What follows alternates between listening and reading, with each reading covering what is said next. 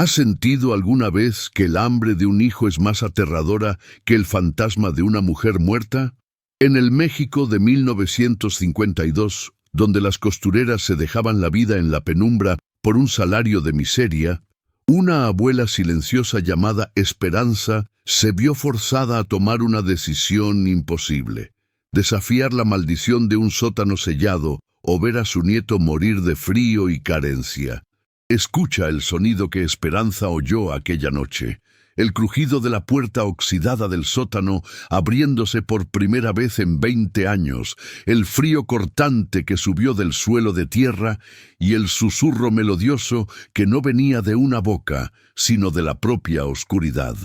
Un susurro que la llamaba por su nombre con la voz de su hija muerta. Lo que había ahí abajo no era solo polvo y telarañas, era el luto guardado de una modista traicionada, un espíritu vengativo que había sellado su tesoro de seda obsidiana, el último carrete necesario para el vestido que salvaría la vida de Rafael. ¿Tendrías el valor de entrar al lugar donde la injusticia se hizo fantasma, solo para probar que el amor de madre es más fuerte que cualquier maldición?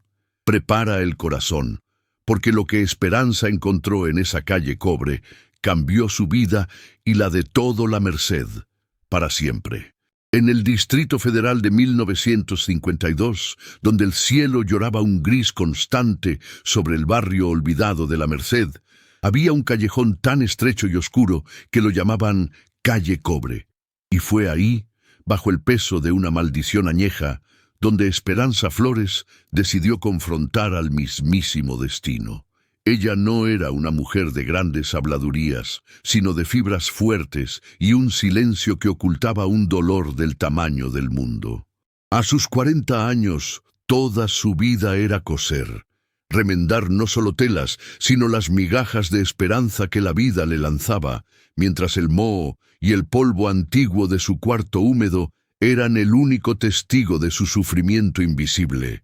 La frase que la perseguía todas las mañanas, más que la tos de su nieto, era el ultimátum cruel de su patrón. O terminaba el vestido de alta costura para el político antes de que cantara el gallo, o la echarían a la calle con su muchachito. La miseria era un fantasma más real y aterrador que cualquier leyenda que corriera por boca de los vecinos. Pero lo que Esperanza no sabía es que, esa noche, la miseria y la leyenda se unirían en un abrazo frío y fatal. Ella trabajaba en el atelier La Modista de Oro, irónicamente nombrado, pues de oro allí solo había el brillo falso en las promesas del dueño, un hombre que parecía tener hielo en lugar de corazón y que veía en sus costureras no seres humanos, sino extensiones cansadas de sus máquinas. El aire, pesado y frío, olía al almidón de telas nuevas mezclado con el sudor del miedo. La luz de un solo foco colgante parecía temblar de agotamiento, tal cual ella. La campana lejana de la Catedral Metropolitana sonaba a las horas, cada campanada un martillo sobre su cabeza. Necesitaba un tipo específico de hilo de seda, color obsidiana, que le daría el toque final, el alma del vestido, sin el cual el trabajo no sería aceptado y el pago no llegaría. El destino, o quizá el mal, actuó a través del hijo perverso del dueño, quien, por una diversión sádica y ociosa, escondió el carrete exacto en el único lugar prohibido de todo el taller, el sótano sellado, el dominio de la leyenda de la sombra de la modista. La noticia le llegó a Esperanza como un golpe en el estómago, el sudor frío escurriendo por su frente arrugada. Ese sótano era una tumba, un abismo de piedra en medio de La Merced, y todos, hasta el patrón, evitaban su escalón más alto. La leyenda susurraba que una costurera cruelmente traicionada había muerto de pena allí, jurando que ningún hilo de seda sería usado en esa calle para fines deshonestos. Esperanza sintió el olor de la tragedia acercándose. Su hija, que se fue demasiado joven, había dejado a su pequeño Rafael, y ahora el niño de 8 años, que apenas tenía quien lo protegiera, estaba con una tos que la curandera local decía que era más de tristeza que de gripe. El remedio costaba lo que el hilo valía. El hilo estaba en el sótano. La decisión no era sobre costura, era sobre el amor desesperado de una abuela contra el hambre y lo sobrenatural. Dejó de apretar la aguja, sus ojos buscando la oscuridad del sótano, y el corazón se le aceleró con la fuerza de un tambor de procesión.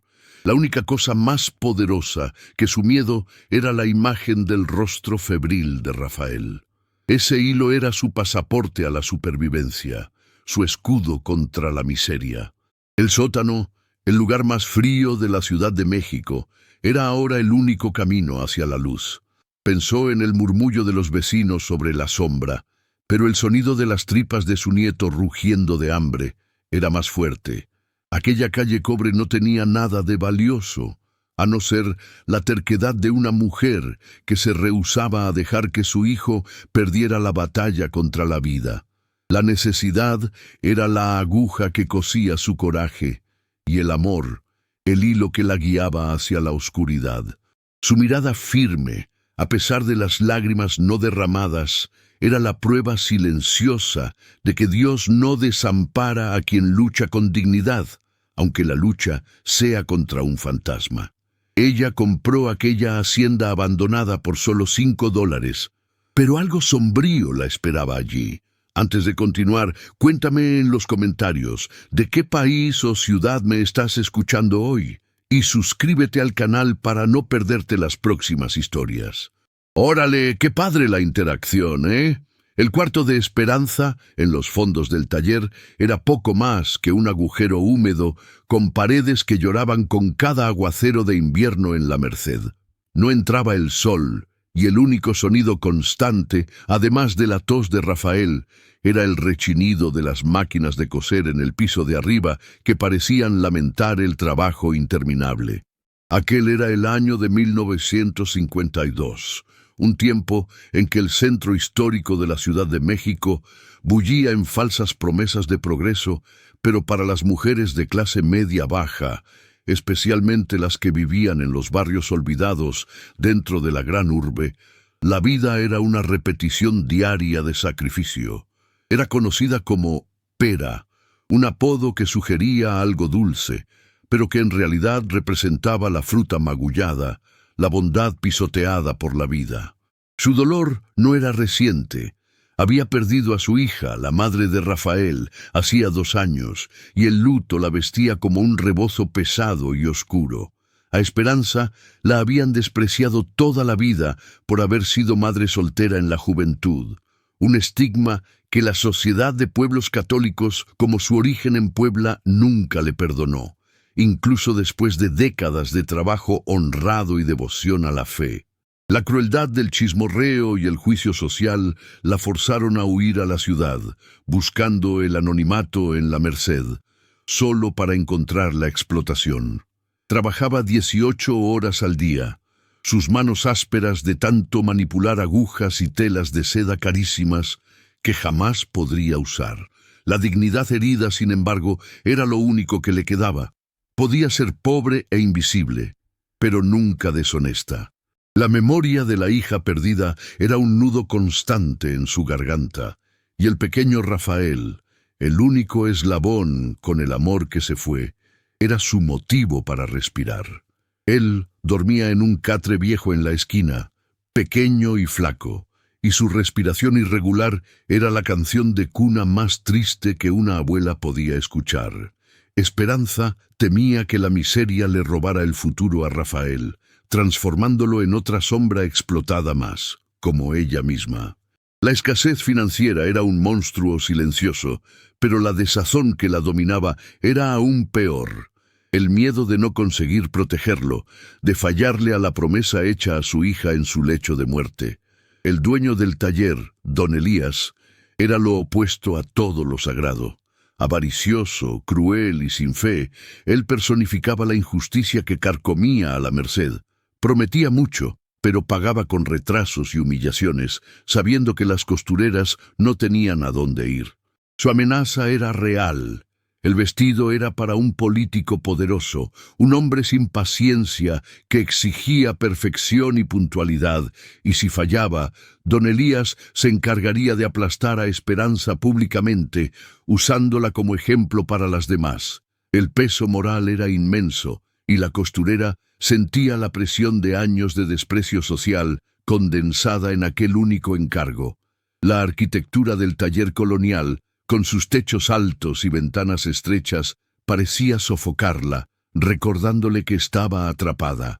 El olor a café de olla y atole dulce que venía de la calle por la mañana era un lujo que ella raramente podía pagar.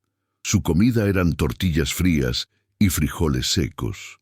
La oscuridad del invierno se instalaba pronto, y la luz tenue de la lámpara de filamento proyectaba sombras alargadas y amenazadoras que parecían bailar conforme el tranvía rechinaba en la avenida Pino Suárez, un sonido incesante de metal sobre metal, metáfora de su vida dura y sin descanso.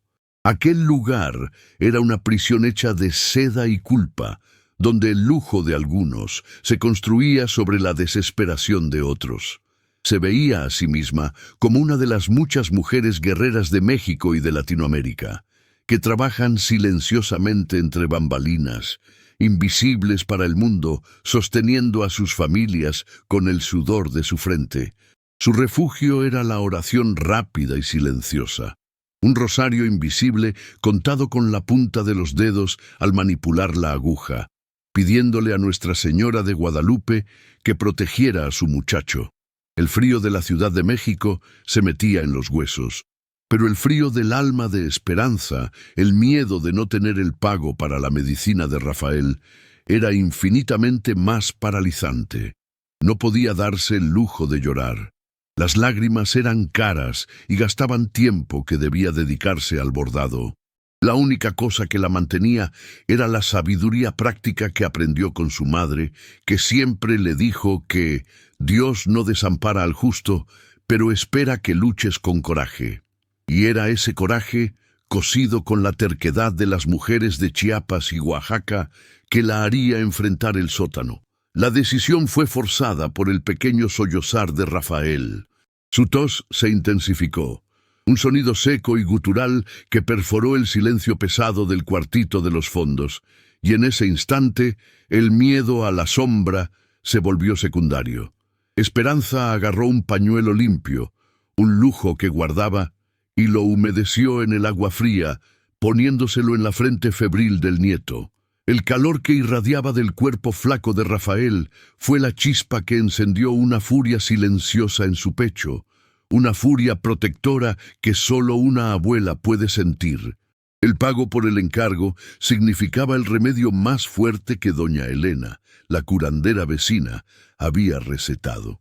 Y sin el carrete de seda obsidiana, el vestido estaría incompleto y el pago negado. El hambre, ella sabía, era la verdadera maldición que necesitaba ser quebrada antes del amanecer. «No manches, qué tensión». Se puso su chal más grueso, una tela gastada, pero que le daba la sensación de un escudo moral, y caminó hasta la puerta que llevaba al taller principal.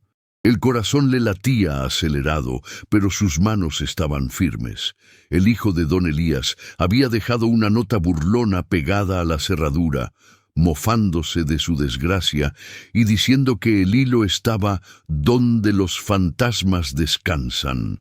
La maldad humana era siempre más predecible y repugnante que cualquier manifestación sobrenatural. Pensó que, si la modista muerta era un espíritu de venganza, ella entendería la necesidad de una mujer que luchaba por un hijo. El cerrojo del sótano era antiguo, de hierro oxidado, con un candado que tenía el tamaño de la palma de la mano. Esperanza necesitó usar un trozo de hierro que servía para cortar las telas más gruesas, actuando con la sabiduría práctica de quien aprendió a buscarse la vida lejos de los lujos. El rechinido agudo del candado al abrirse, tras años de silencio, resonó por el taller desierto, un sonido de profanación que hizo temblar a la costurera de la cabeza a los pies. El aire que salió del sótano era helado y denso, con olor a tierra mojada, moho y algo más sutil, metálico, como sangre seca. Cerró los ojos por un instante, se persignó y se entregó a la providencia. Su fe no era ciega, era una fuerza que reconocía el mal, pero sabía que el bien era siempre superior. Era el tipo de fe que las mujeres de Guanajuato y Veracruz cultivan, fe que se manifiesta en la lucha diaria y no solo en los altares.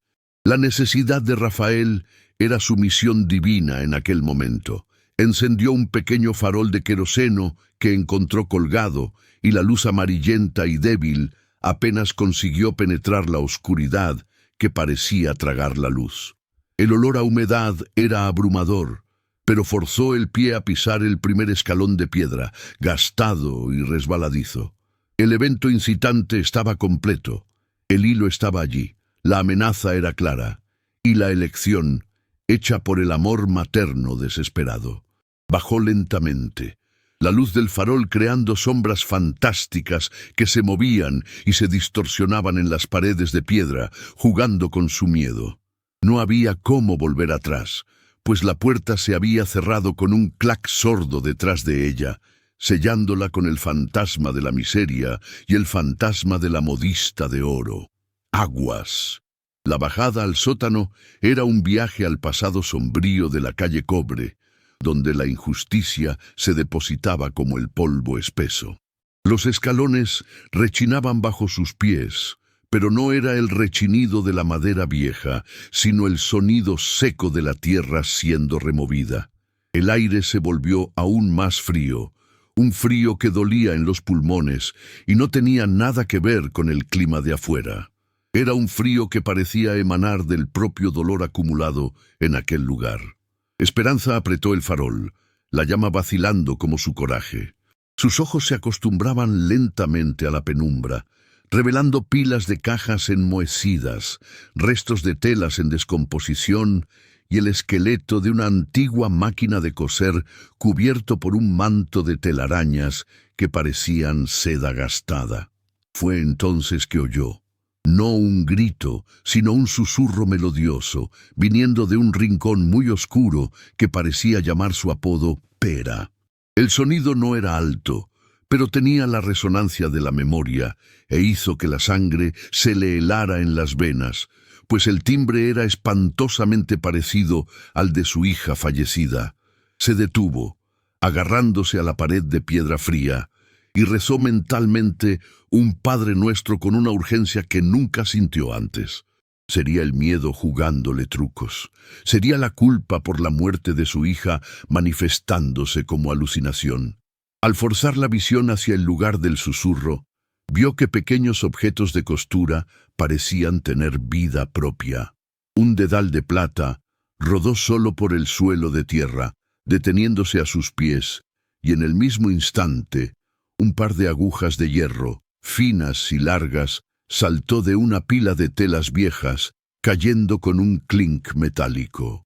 Esperanza podía racionalizar la humedad y el viento entrando por alguna rendija, pero el frío intenso que parecía penetrar sus ropas y alcanzar sus huesos era sobrenatural. Sintió un punzón agudo en su pecho, un dolor que no era de ella, sino un eco, como si estuviera reviviendo el último suspiro de alguien que murió de pena, exactamente como decía la leyenda. Avanzando, impulsada por la necesidad y la terquedad de la madre mexicana que nunca se rinde, encontró lo que parecía ser la fuente del terror y de la leyenda. En un nicho excavado en la pared de adobe había un pequeño altar improvisado, un altar sin santos, compuesto solo por un trozo de tela de seda rasgado y manchado a la altura del pecho, unas tijeras de hierro antiguas y, lo más escalofriante, una foto descolorida y amarillenta de una mujer de mirada triste y severa, la probable modista de oro original.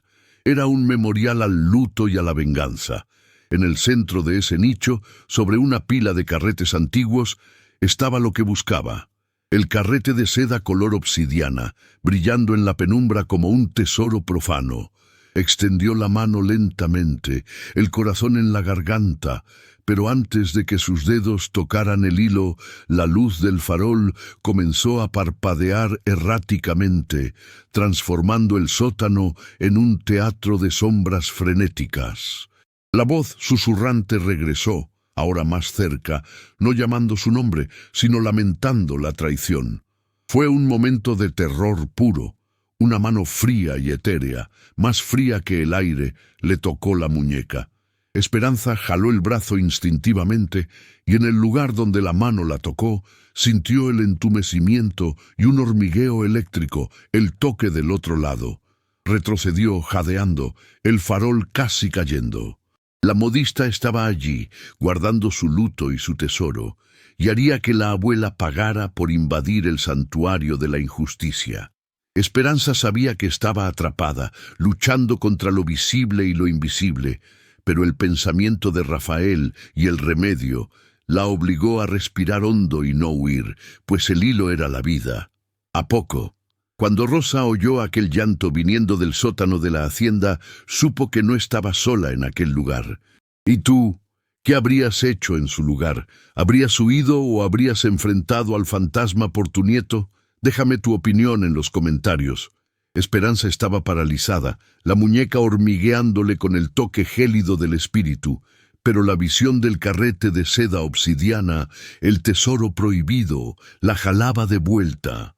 Se forzó a caminar hasta el nicho nuevamente, esta vez más despacio, como si se estuviera acercando a un animal salvaje.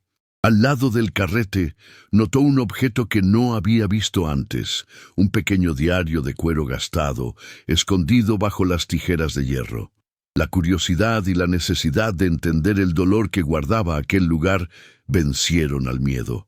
Abrió el diario con las manos temblorosas y a la luz débil vio la caligrafía elegante y llena de angustia de la costurera muerta, a quien los vecinos llamaban solo Socorro.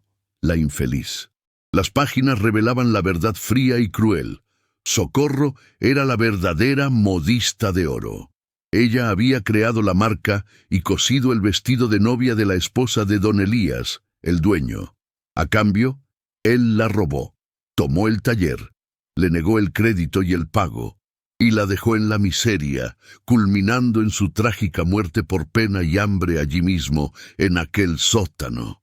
El maniquí de madera que ahora veía cubierto por un tejido rasgado, manchado de oscuridad, era el símbolo del vestido que le había sido robado, y por consecuencia el símbolo de su vida.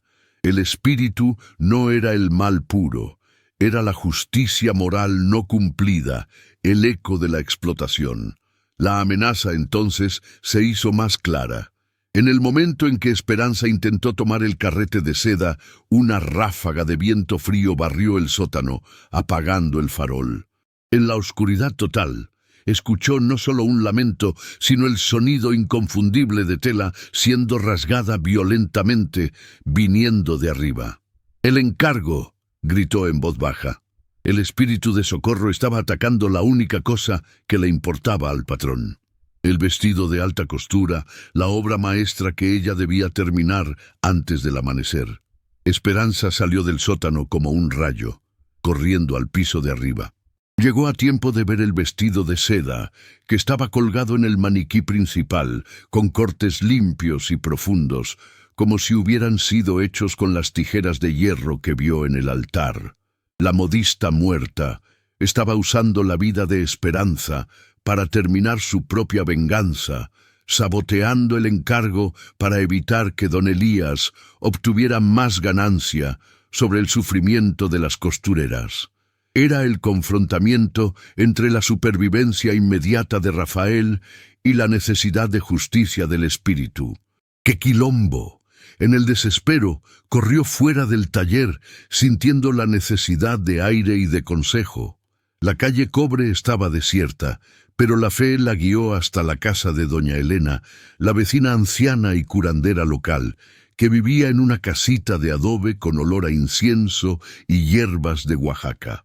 La anciana, despertada por la urgencia de la noche, oyó la historia de Esperanza con los ojos cerrados, sosteniendo un rosario de madera oscura.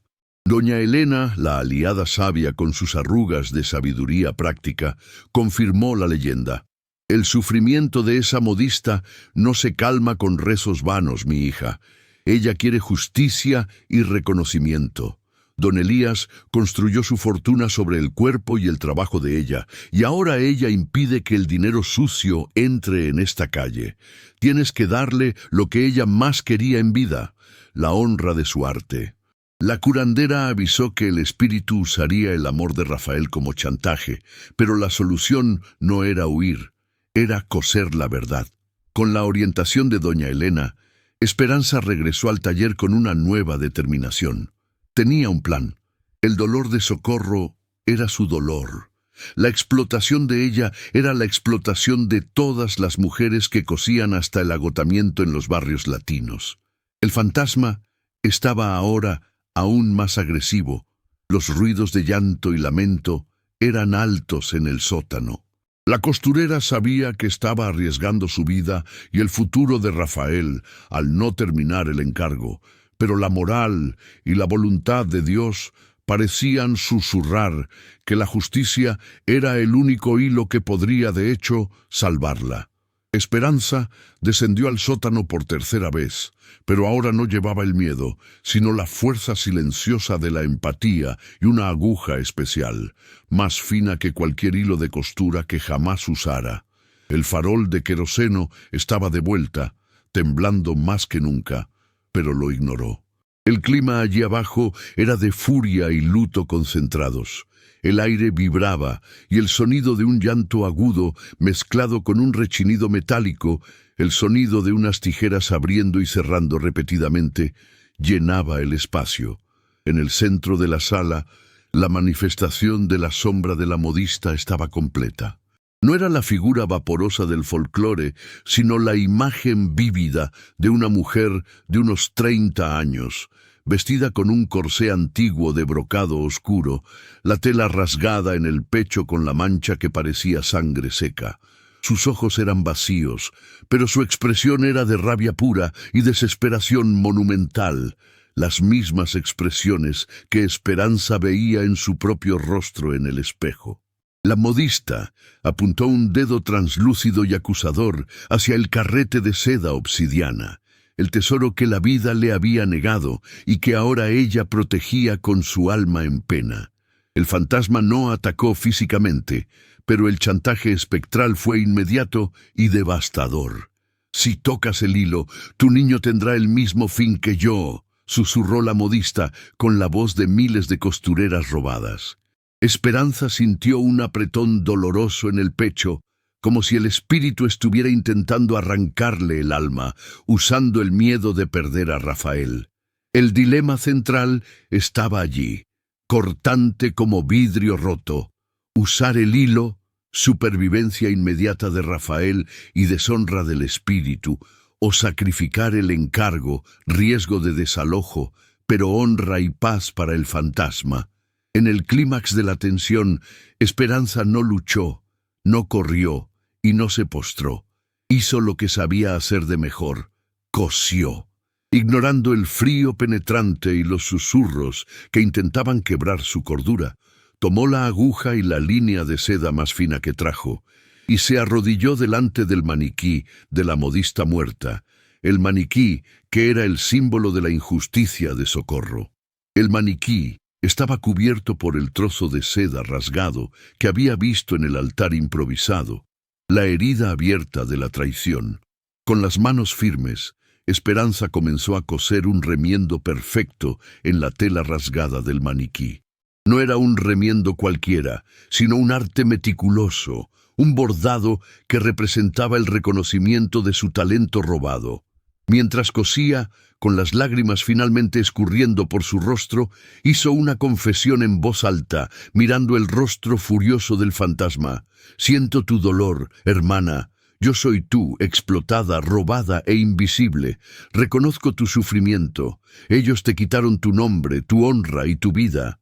Prometo, por Dios y por mi Rafael, que la verdad sobre la explotación de don Elías será dicha. Este remiendo es para tu honra, Socorro. Descansarás, pues tu arte y tu lucha no serán olvidados.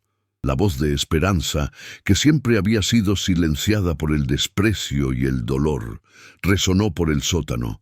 En aquel acto de pura empatía, coser la herida de otra mujer, incluso si fuera un espíritu, le dio al fantasma lo que el dinero y la venganza jamás podrían comprar: justicia moral y reconocimiento. La modista soltó un suspiro profundo y largo, un sonido que parecía liberar todo el dolor de 20 años. El encargo crucial, allá arriba, estaba perdido, rasgado, pero el alma de Esperanza estaba salva. El espíritu de la modista se deshizo en una niebla suave y plateada, y el sótano, por primera vez en décadas, fue invadido por una paz extraña.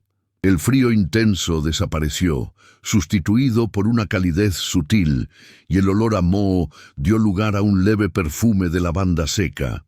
La única cosa que restó de la manifestación de socorro fue un brillo sereno en el nicho donde estaba el altar. Esperanza se levantó, exhausta, pero con una ligereza en el alma que no sentía hacía años. Tomó el carrete de seda obsidiana, que ahora no parecía más maldito, sino un tesoro honesto, y subió las escaleras, cargando la prueba de que la empatía puede ser más poderosa que el miedo. Al día siguiente, don Elías encontró el vestido de alta costura rasgado, y la furia del patrón fue un espectáculo de crueldad y avaricia. Como era de esperar, la despidió, humillándola públicamente en la calle Cobre, gritando que era incompetente y perezosa. Esperanza, sin embargo, no lloró ni se encogió, y entregó el diario de Socorro, la modista muerta, a una de las colegas más jóvenes, contando en voz alta la verdad sobre el robo y la explotación que habían sostenido el taller La Modista de Oro. La noticia se esparció como pólvora en la Merced, y lo que don Elías pretendía que fuera la humillación de Esperanza se transformó en su ruina moral. Las mujeres del vecindario, cansadas del mismo yugo de explotación que hacía generaciones oprimía a los barrios y las ciudades latinas, se unieron en apoyo a ella. El pago que perdió inmediatamente fue compensado por la providencia divina disfrazada de comunidad. Doña Elena y las vecinas trajeron comida para Rafael y pesos en monedas que apenas tenían, pero que daban el confort de que no estaban solos. Esperanza, ahora libre de la prisión del taller, usó el carrete de seda obsidiana que había conquistado con honra para comenzar a coser su propio futuro. Con la ayuda de la comunidad, transformó el cuartito húmedo donde vivía en la calle Cobre en un pequeño taller honesto, bautizándolo discretamente como el remiendo de la modista. No solo cosía vestidos, sino que cosía la dignidad de las mujeres de aquel barrio olvidado. La moral de la historia se manifestó de forma clara. La bondad de Esperanza, al priorizar la justicia moral de una desconocida sobre su propia seguridad financiera, fue recompensada con el respeto y el apoyo de su comunidad. Un tesoro mucho mayor que cualquier encargo de alta costura. El coraje de una mujer que se rehusó a lucrar sobre el dolor de otra transformó la maldición del sótano en una bendición para toda la calle. Esperanza pasó de una figura invisible y aterrorizada a una mujer valiente y sabia, cuya historia de superación se convirtió en un susurro de esperanza en la Merced. ¡Qué bacano! El viejo taller de don Elías quebró en pocos meses, perseguido por la leyenda viva que se esparció, un recordatorio de que la justicia de Dios no falla. Y en el antiguo sótano sellado, donde un día Socorro encontró la muerte por traición, la historia susurra que, en las noches de lluvia, una luz suave brilla del nicho de la pared, como un faro de paz para todas las costureras honestas. La vida de Esperanza probó que la familia es el mayor tesoro y que siempre vale la pena luchar por la honra. Esta historia nos enseña que el sufrimiento de una mujer explotada nunca desaparece. Solo espera que otra mujer, con coraje y empatía, cosa la herida de la injusticia. A veces, la mayor seguridad no es el dinero, sino la honra y la voz. Y tú, mi amiga, ¿ya tuviste que elegir entre lo que es correcto y lo que es fácil en tu vida? Si esta historia tocó tu corazón y te dio esperanza, compártela con alguien que necesita escuchar que la bondad siempre vence, incluso contra lo sobrenatural. Y suscríbete para continuar esta jornada conmigo.